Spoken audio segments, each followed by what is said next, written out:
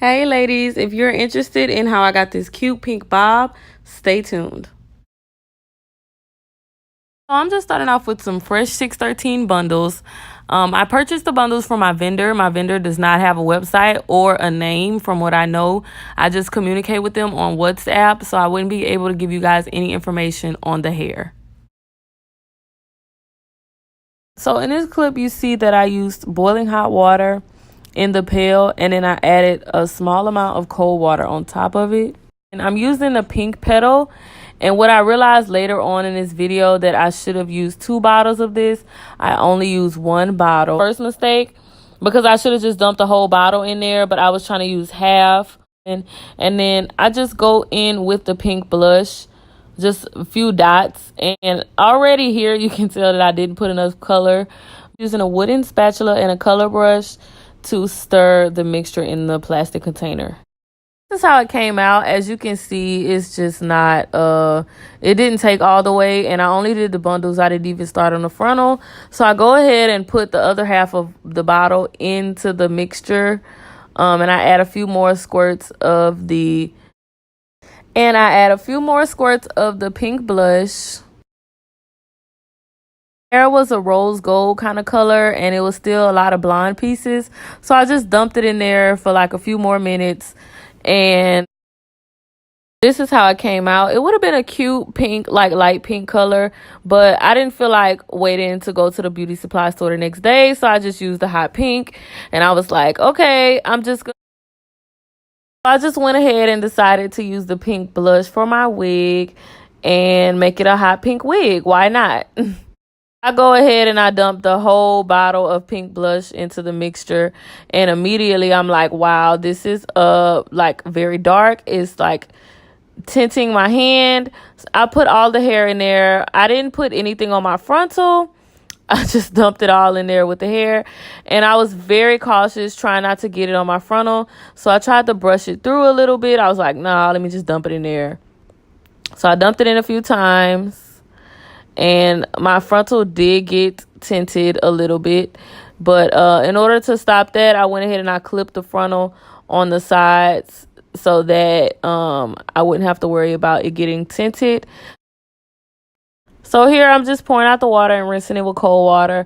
I didn't really want to put any product in the hair because I was just like, let me just rinse it off.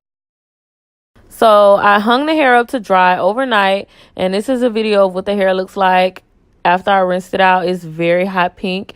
It's very luscious pink. And this is the look that I wanted to go for from the beginning. But I was like, no, I'm going to do something more toned down. And I ended up doing it anyway. So this is the hair after I let it dry overnight. As you can see, it's a cute hot pink color. I went ahead and I braided the frontal down so that I could lay it down. As you can see, this is the frontal stitched down, very small and neat, tight stitches so that the frontal doesn't go anywhere. So in this next clip, you're just going to see me sewing the bundles down. I'm getting closer and closer to the end. I am using the pins to hold my place. I didn't film a tutorial because there's so many on YouTube. If you guys want to know how I make these wigs in more detail, I can do a video about that. So this is what the wig looks like when I'm finished. Now I'm about to go ahead and get into the styling portion, and I'm just going to part the hair so that I can get it into a nice ponytail.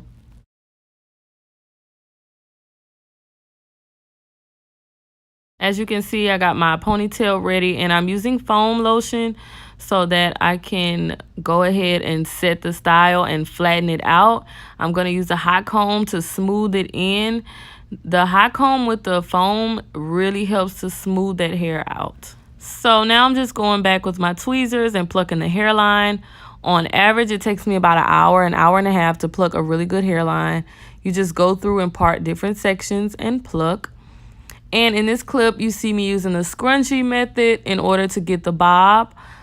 This method allows for the bob to be longer in the front and have that shorter look in the back. I did go back in with the scissors just to make sure everything was even. I used the scissor and comb method, but I'm not going to put that in this video.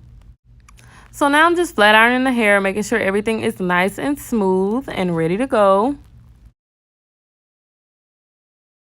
So I'm just adding mousse to the part where my ponytail is going to be, because I'm going to flatten that part out and make sure that my ponytail is flat and looking like it's coming from my scalp with no bumps. And I'm just going to use the hot comb method again. And what this does is like kind of like fry the foam into the hair, and it really helps it to set. So I use my comb to comb it back into a ponytail, and I'm using a black thick scrunchie. This bundle that I'm using is going to be the added part of the ponytail, because as you can see, just the frontal by itself doesn't create the thick ponytail look. So I'm just going back with the hot comb to straighten the extra hair out, and I'm going to pin this hair around the ponytail.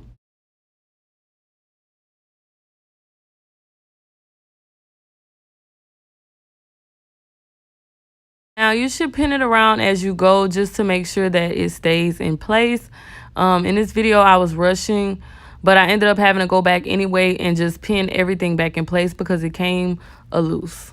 And now you're going to see me use this little piece of hair that I cut from the longer bundle, and I'm going to be pinning that down to the ponytail and wrapping it around the ponytail so that you won't see any of those tracks.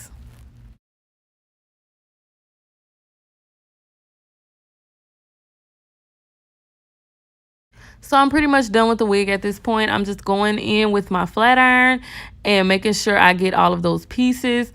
The ponytail is still kind of frizzy, so I'm going to just go ahead and make sure I flatten out that ponytail with the flat iron.